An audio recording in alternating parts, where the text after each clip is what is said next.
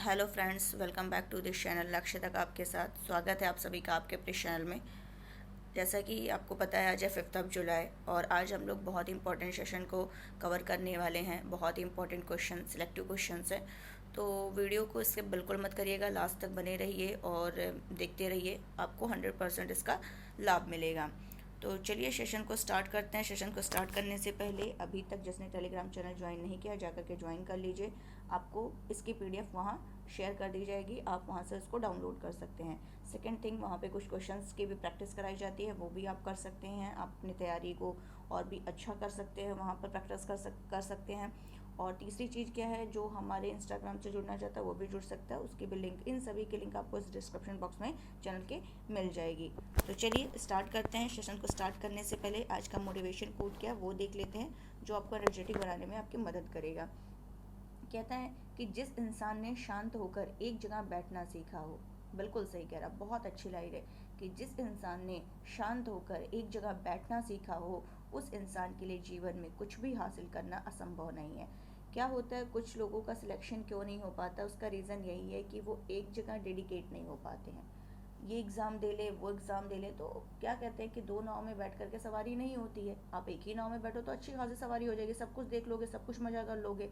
तो वही चीज़ है कि आप एक जगह आराम से बैठो, उसी पर फोकस्ड रहो, 2 साल, 2.5 साल, 3 साल, जो भी लगे, एक ही पे फोकस करो और देखो, फिर सिलेक्शन आपका 100% हो जाएगा। लेकिन यही है ना, मन नहीं मानता है कि चलो इसमें नहीं हुआ, इसमें होगा, इसमें नहीं हुआ, इसमें हुआ, तो वो कहीं का नहीं हो जाता है। तो इसीलिए शांत रहिए, एक जगह बैठे रहिए, एक ही जगह तैयारी करिए और उसको फिर आपके लिए सब कुछ आप सब हासिल कर सकते हो। नथिंग इज़ इम्पॉसिबल, ठीक है, क्योंकि इम्पॉसिबल में ही शब्द छिपा हुआ है, I am possible, I am possible. I think आपको समझ में आ गया होगा जो मैं कहना चाहती थी। तो चलिए आज का सेशन स्टार्ट करते हैं और देख लेते हैं हमारा क्वेश्चन क्या है। गाइज, ये कुछ क्वेश्चंस आपको जून मंथ के भी मिलेंगे, क्योंकि ऑलरेडी मैंने बता दिया था कि जून में हम लोगों ने लेक्चर नहीं डिस्कस किया था, बिकॉज कुछ प्रॉब्लम्स थी, एग्ज़ाम्स आए हुए थे सभी बच्चों के, तो इसलिए लेक्चर प्रोवाइड करना ज़रूरी नहीं समझा। तो वहाँ पे जो इंपॉर्टेंट क्वेश्चंस होंगे वो हम यहाँ पर डाल करके आप लोगों के साथ, जो भी इंपॉर्टेंट मुझे लगेगा, आप लोगों के साथ डिस्कस कर लेंगे, ताकि आपका जून का भी इसी मंथ में ही क्या हो जाए, कवर हो जाए। चलिए देख लेते हैं। आपको कुछ क्वेश्चंस मई के भी मिल जाएंगे, मई मंथ का, और कुछ क्वेश्चंस आपको जून के भी मिल जाएंगे। तो फर्स्ट क्वेश्चन हम लोग देखते हैं क्या कह रहा है। थोड़ा सा कलर को ही उठाते हैं। यस, ये सही है। हाल ही में नीरज चोपड़ा ने कितने मीटर दूर हाल ही में अभी क्या हुआ है कि नीरज चोपड़ा ने कितने मीटर दूर भाला फेंक कर राष्ट्रीय रिकॉर्ड बनाया है। तो कितने मीटर, एक तो आप गोल्डन बॉय के नाम से इनको जानते होंगे, टोक्यो ओलंपिक में इन्होंने फेंका था भाला, ठीक है, तभी से ये बहुत ज़्यादा फेमस हो गए। तो ये कितने दूर भाला फेंक करके राष्ट्रीय रिकॉर्ड बनाया है, तो उसका नाम है 89.94 मीटर। कितने मीटर? 89.94। तो ये आपको ध्यान रखना है। क्या हुआ था कि इससे रिलेटेड कोई क्वेश्चन, मतलब यही जब टोक्यो ओलंपिक में ये जीते थे, तो यहाँ से संबंधित ये क्वेश्चन पूछा था कितने मीटर इन्होंने भाला फेंका, ठीक है। तो ये आपको ध्यान रखना है और अच्छे से इसको क्लियर कर लीजिएगा। चलिए देख लेते हैं कि हमारा आगे का क्या है। तो कितने मीटर भाला फेंक करके इन्होंने किया है, तो ये है आपका 89.94 मीटर, ये आपको ध्यान रखना है। तो चलते हैं और देख लेते हैं इसमें। और ये जो भाला फेंक में इन्होंने किया है, ये आयोजन किया गया है डायमंड लीग का। डायमंड लीग का आयोजन हुआ है, कहाँ पर हुआ है, ये लीग लिखा हुआ गाइस। डायमंड लीग का आयोजन कहाँ किया गया है?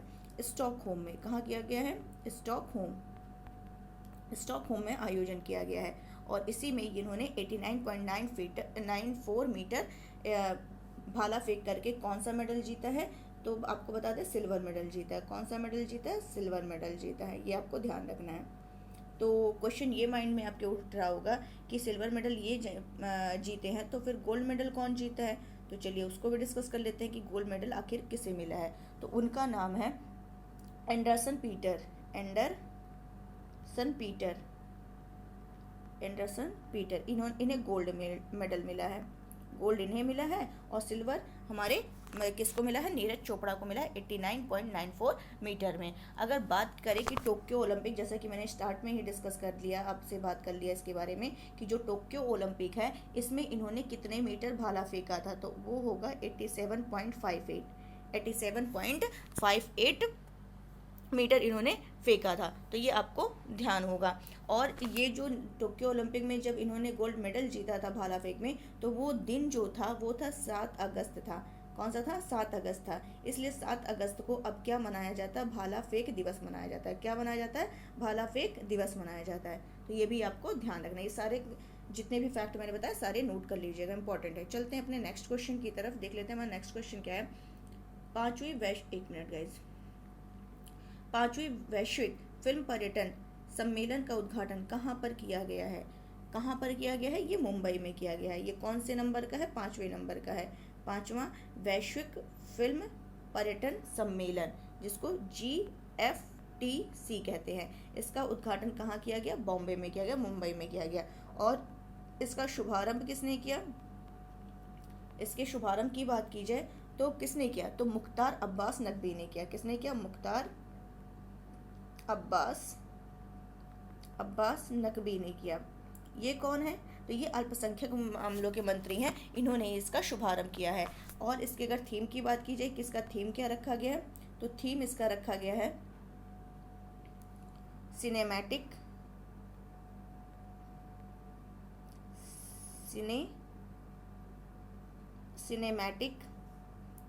टूरिज्म, ये इसकी थीम रखी गई है। तो ये आपको ध्यान रखना कि मुंबई में किया गया, किस नंबर का? 5वें नंबर का है। किसने शुभारंभ किया? इसकी थीम क्या रखी है?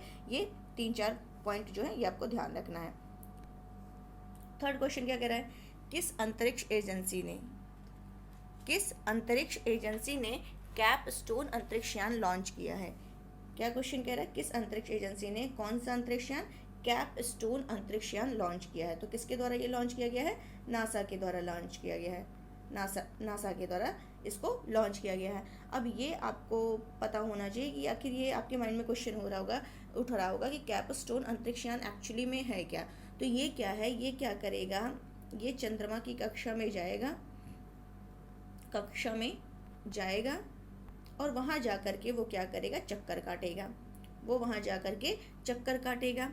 और ये जो चक्कर काटेगा, मतलब ये क्या कर रहा है कि चंद्रमा पर एक छोटा सा अंतरिक्ष स्टेशन स्थापित करने के लिए ये चंद्रमा की कक्षा में सही लोकेशन की जांच करने के लिए क्या कर रहा है? चक्कर काट रहा है।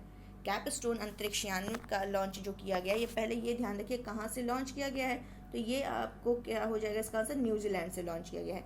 क्यों लॉन्च किया गया है? तो ये चंद्रमा की कक्षा में जा करके क्या कर रहा है? सही लोकेशन को ढूंढ रहा है, ताकि हम वहाँ पर क्या करें? एक छोटा सा अंतरिक्ष स्टेशन स्थापित कर सकें। क्या कर सकें? एक छोटा सा अंतरिक्ष स्टेशन स्थापित कर सकें। तो इसके लिए वो क्या कर रहा है? सही लोकेशन देख रहा है कि कोई मिल जाए और वहाँ पर हम क्या करें? एक छोटा सा अंतरिक्ष स्टेशन स्थापित कर सकें। उम्मीद है ये क्वेश्चन भी आपको क्लियर हो गया होगा। चलते हैं नेक्स्ट क्वेश्चन की तरफ। नेक्स्ट क्वेश्चन पर आगे बढ़ने से पहले फटाफट आप लोग क्या करिए? सेशन को लाइक कर दीजिए और अपने दोस्तों के साथ शेयर कर दीजिए, और जो न्यू व्यूवर्स है प्लीज़ उसको सब्सक्राइब कर दीजिए। चलिए देखते हैं क्या कह रहा है। 4 जुलाई 2022 को नरेंद्र मोदी जी ने कहाँ पर डिजिटल भारत सप्ताह 2022 का शुभारंभ किया है? तो ये कहाँ पर किया है? गांधीनगर में किया है। गांधीनगर कहाँ है? गुजरात। तो गुजरात के गांधीनगर में इसका शुभारंभ किया गया है। क्या किया गया है? डिजिटल भारत सप्ताह 2022। क्या किया गया है? डिजिटल भारत सप्ताह 2022। अगर इसके थीम की बात करें तो इसकी थीम क्या रखी गई है? नव भारत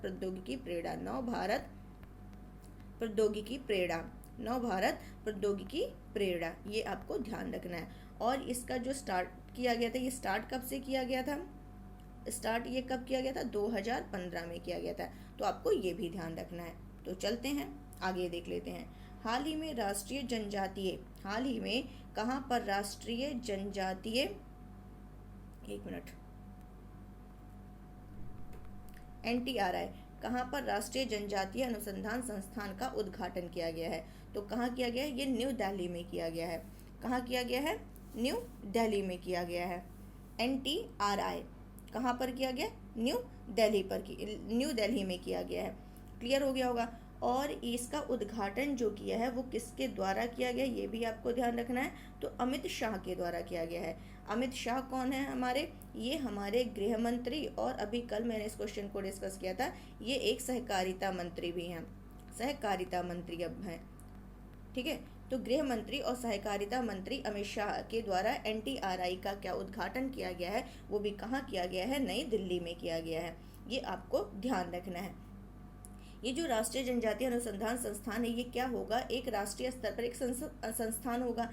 मतलब ये राष्ट्रीय स्तर पर क्या है, एक संस्थान है, और ये शैक्षणिक दृष्टि से, कार्यकारी दृष्टि से, विधायी क्षेत्र में क्या करेगा, जो जनजातीय मुद्दे हैं, उनकी जो जनजातीय चिंताएं हैं, जो जनजातीय मामले हैं, उनका ये क्या हो जाएगा, जो NTRI है वो एक मुख्य केंद्र बन जाएगा। तो आपको बस इतना ध्यान रखना है कि ये है क्या, जो कि मैंने आपको बता दिया ऑलरेडी।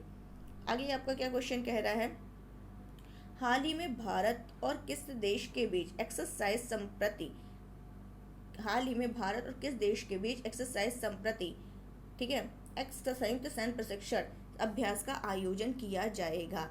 कहाँ किया जा रहा है, तो कहाँ किया गया है, तो वो है बांग्लादेश। तो एक्सरसाइज संप्रति की बात करें तो ये कहाँ पर हो जाएगा, किससे संबंधित, बहुत इंपॉर्टेंट है ये, जितना स्टार बनाना हो बना लीजिए, ठीक है। ऐसे क्वेश्चंस बहुत पूछते हैं एग्जाम में।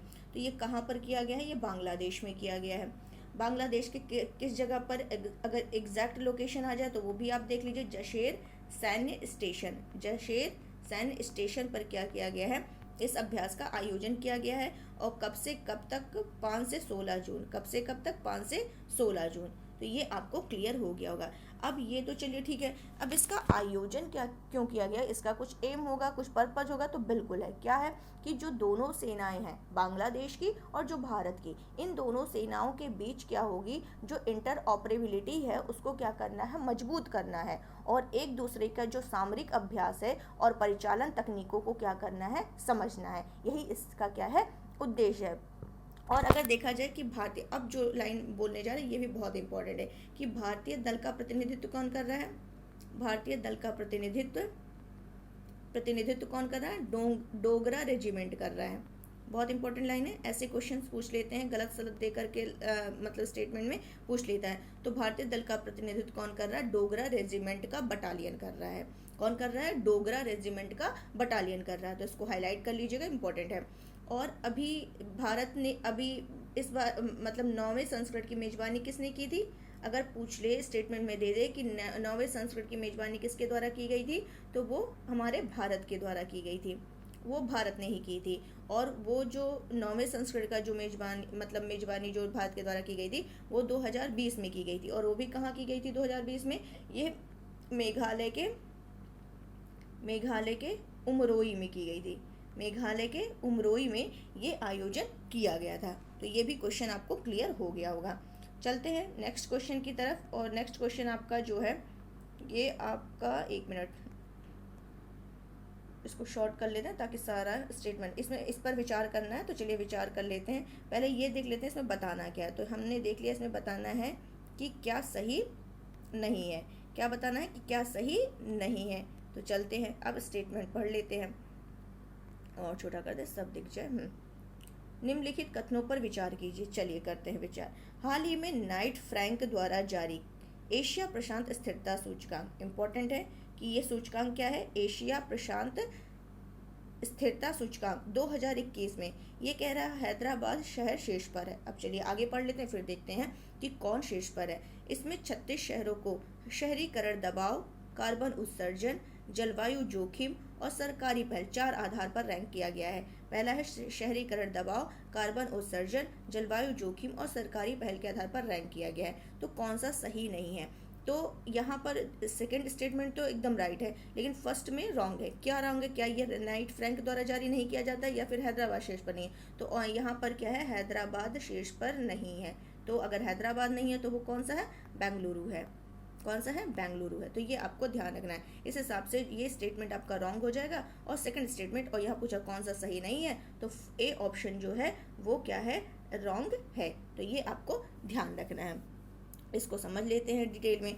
तो एशिया प्रशांत जो स्थिरता सूचकांक है, इसमें बेंगलुरु जो है वो टॉप पर है। कौन है, बेंगलुरु जो है वो टॉप पर है, जैसा कि मैंने पहले बता दिया।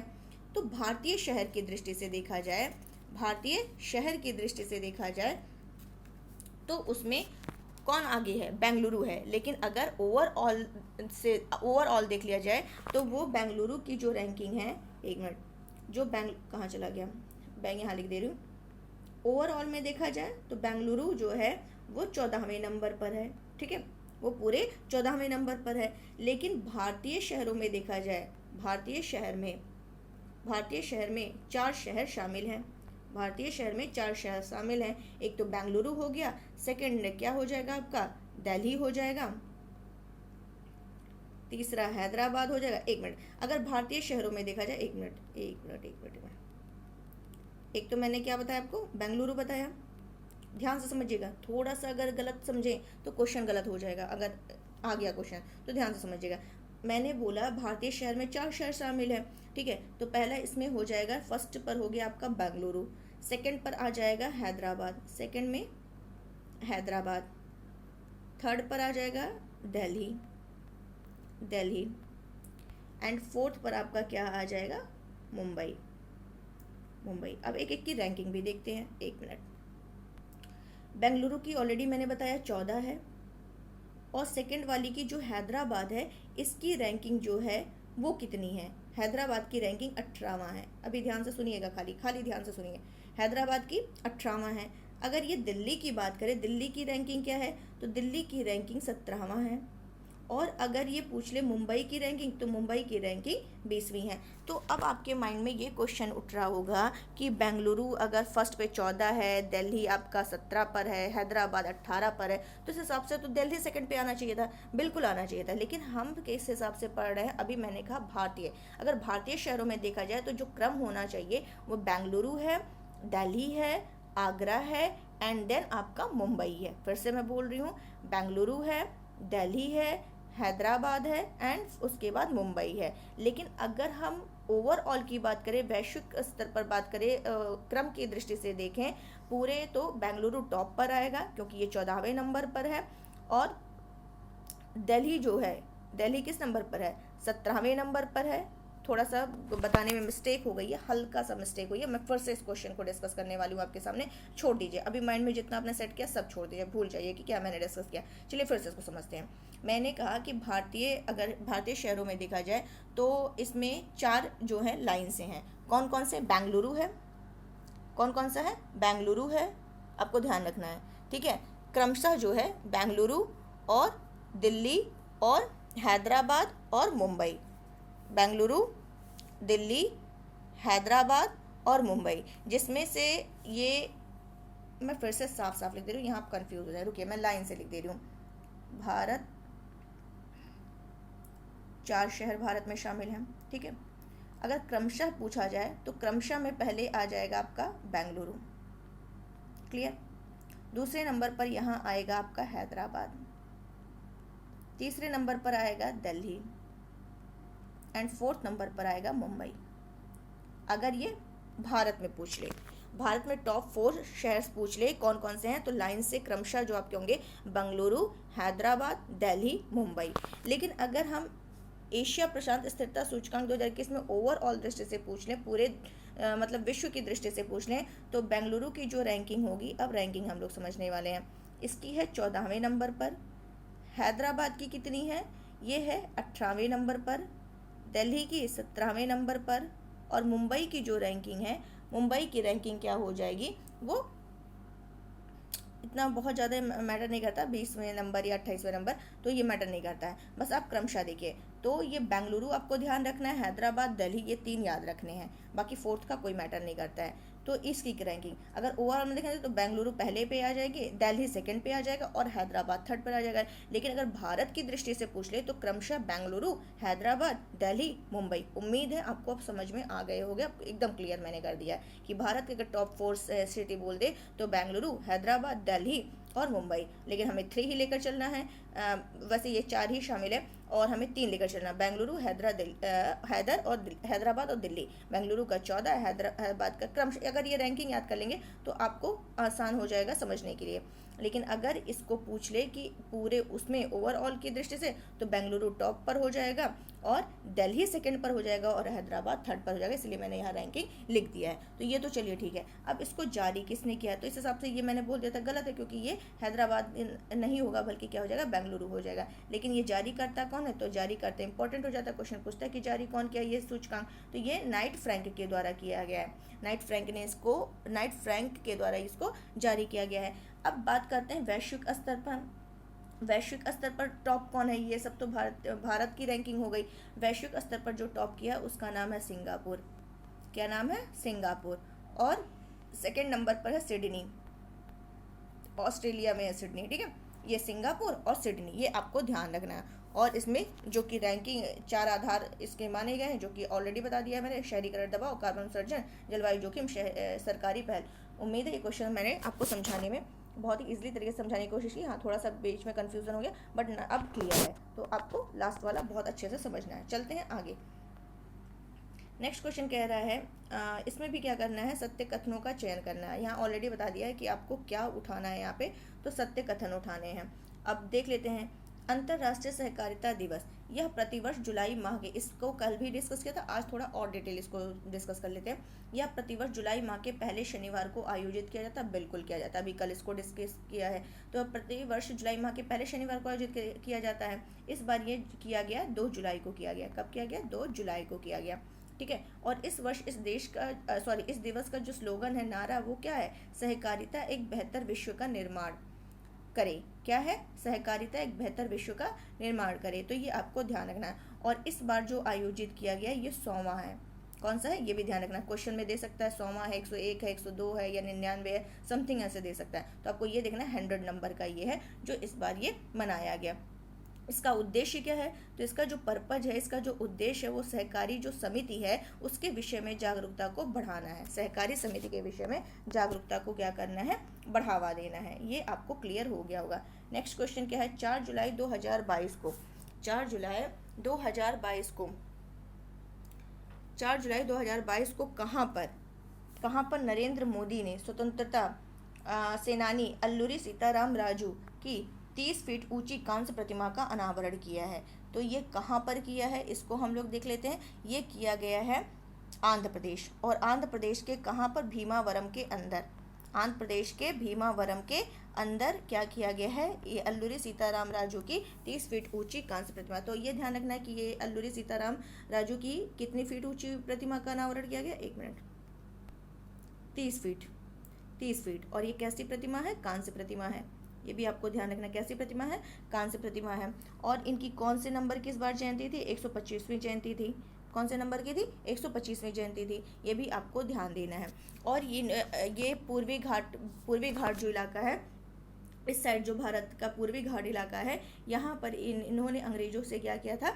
संघर्ष किया था। क्या किया था? अंग्रेजों से संघर्ष किया था। और इन्होंने एक विद्रोह संचालित किया था जिसका नाम था रंपा विद्रोह। तो ये पूछता है रंपा विद्रोह, 1 मिनट, रंपा यहाँ लिख दे रही हूँ। रंपा विद्रोह इन्होंने संचालित किया था। अल्लूरी सीताराम राजू, हिस्ट्री के आपके क्वेश्चन है, यहाँ क्लियर हो गया होगा। और अंग्रेजों ने क्या किया था? इनकी गोली मार करके हत्या कर दी थी। और ये जो अल्लूरी सीताराम राजू हैं, ये किस नाम से फेमस थे? जंगल के नायक के नाम से फेमस थे। जंगल नायक के नाम से ये प्रसिद्ध थे। तो इतने सारे आपको देखिए, करंट को आपको कहाँ हिस्ट्री से कोरिलेट करके यहाँ के भी 2-3 क्वेश्चन आपके क्लियर हो गए। चलते हैं अपने नेक्स्ट क्वेश्चन की तरफ। हाल ही में किस राज्य सरकार के द्वारा राज्य की महिलाओं के लिए, 1 मिनट, हाल ही में किस राज्य सरकार के द्वारा राज्य की महिलाओं के लिए नारी को नमन योजना शुरू किया है? तो किसके द्वारा किया गया है? हिमाचल प्रदेश के लिए, हिमाचल प्रदेश राज्य सरकार ने किया है। किस राज्य सरकार के द्वारा? 1 मिनट, किस राज्य सरकार के द्वारा किया गया है? ये हिमाचल प्रदेश के द्वारा किया गया है। तो इसमें क्या करना है? ये नारी को नमन योजना के तहत क्या करना है? तो जो बस की टिकट दी जाती है, बस की टिकट, इसमें महिलाओं को क्या किया जाएगा? बस की टिकट में महिलाओं को 50% की छूट दी जाएगी। इसमें बस यही किया गया है। और यहाँ के जो सीएम हैं वो कौन है? जयराम ठाकुर हैं। कुछ और योजनाएं हैं जैसे अधिगम योजना है, ये किसके द्वारा है? हरियाणा के द्वारा किया गया है। और अनुप्रति योजना राजस्थान की है, और अभ्युदय योजना उत्तर प्रदेश की है। तो ये सब आपको ध्यान रखना है, ठीक है। सारे बहुत ही इंपॉर्टेंट हैं सारे क्वेश्चन। एक क्वेश्चन और डिस्कस करना चाहते हैं आप लोग, चलिए इसको कल डिस्कस करते हैं, ऑलरेडी बहुत लेट हो जाएगा। तो चलिए और रिवीजन कर लेते हैं कल का, बाकी वो क्वेश्चन हम कल डिस्कस कर लेंगे। कौन सा राज्य 36वें राष्ट्रीय खेल की मेजबानी करेगा? तो कौन? गुजरात करेगा। नेक्स्ट क्वेश्चन है, ईज ऑफ डूइंग बिजनेस के संदर्भ में निम्नलिखित कथनों पर विचार करिए। तो चलिए कर लेते हैं। क्या कह रहा है कि हाल ही में जारी ईज ऑफ डूइंग बिजनेस की रैंकिंग में आंध्र प्रदेश राज्य टॉप अचीवर्स में क्या है, पहले स्थान पर है। बिल्कुल सही, कल हम लोग डिस्कस किए थे। इसका उद्देश्य निवेशकों को प्रोत्साहित करने हेतु व्यापार सुगमता को बढ़ावा देना और BRAP में उनके प्रदर्शन के आधार पर राज्यों का आकलन करना है। तो ये स्टेटमेंट भी आपका राइट है, तो दोनों सही है। फिर कह रहा है इस पर विचार करना है। 29 जून से 4 अगस्त तक आयोजित हो रहा दुनिया का सबसे बड़ा नौसैनिक अभ्यास रिमपैक 2022 में भारत की तरफ से INS सतपुड़ा भाग ले रहा है। बिल्कुल सही है, ये किया है। और P-81 समुद्री विमान गश्तीपोत भी वो किया था, भाग लिया था 2, कल मैंने डिस्कस किया था। यह एक स्वदेशी रूप से डिजाइन और निर्मित 6000 टन निर्देशित मिसाइल स्टील फ्रिगेट है जो हवा, सतह और पानी के नीचे विरोधी को तलाशने और नष्ट करने में सक्षम। तो दोनों यहाँ पर स्टेटमेंट सही है। अंतर्राष्ट्रीय सहकारिता दिवस का आयोजन वही अभी डिस्कस कर लिया है। यहाँ पर विचार करना है, हाल ही में फर्डिनेस मार्को जूनियर ने थाईलैंड के, तो थाईलैंड नहीं, कल हम लोगों ने क्या पढ़ा था, फिलीपींस के और थाईलैंड जिसका, तो यहाँ पर भी दोनों स्टेटमेंट क्या है, गलत है। प्रतिवर्ष विश्व पर्यावरण दिवस 5 जून को मनाते हैं। कहाँ पर संत कबीर अकादमी और अनुसंधान केंद्र का उद्घाटन किया गया, तो यूपी मगहर में किया गया। मैंने बताया था कि इसका उद्घाटन जाकर के किसने किया है, हमारे राष्ट्रपति रामनाथ कोविंद ने किया है। लेकिन अगर बात करें कि इसकी आधारशिला किसने रखी थी, तो प्रधानमंत्री नरेंद्र मोदी ने रखी थी। दोनों फैक्ट याद रखिएगा। चर्चा मेरा हरमिट क्या है, स्पाईवेयर है। पेगासस की तरह ये भी क्या है, एक जासूसी सॉफ्टवेयर है। 1 जुलाई 2022 को भारत की सबसे बड़ी तैरती सौर ऊर्जा परियोजना को कहाँ पर चालू किया गया है, तो रामागुंडम तेलंगाना में। इसराइल के 14वें प्रधानमंत्री हाल ही में कौन बनाए गए, ये रैपिड बनाए गए हैं। तो उम्मीद है ये सारे क्वेश्चन आपको, हाँ ये मैंने दे दिया है। ये देखिए यहाँ पर आंध्र प्रदेश का लोकेशन है, ये आप लोग देख लीजिएगा जो अभी हम लोगों ने डिस्कस किया है। ठीक है, तो ये सब आप लोग देखिए। और हाँ, बांग्लादेश भी चर्चा में आया था, तो ये बांग्लादेश देख लीजिए। बांग्लादेश संप्रति अभ्यास जो था बांग्लादेश, तो बांग्लादेश आपका यहाँ पर है। ठीक है, तो ये सारे आपको समझ में आ गए होंगे। तो सेशन अगर आपको समझ आया हो, अच्छा लगा हो, तो प्लीज़ इसको लाइक कर दिया करिए और अपने दोस्तों के साथ शेयर करिए और सब्सक्राइब करना बिल्कुल मत भूलिए। तो चलिए आज के लिए बस इतना ही, कल फिर मिलते हैं अच्छे सिलेक्टिव क्वेश्चंस के साथ जून की न्यूज़ को कवर करते हुए, ताकि आपका कोई भी पार्ट स्किप ना हो। तो बस आज के लिए इतना ही। Thank you so much.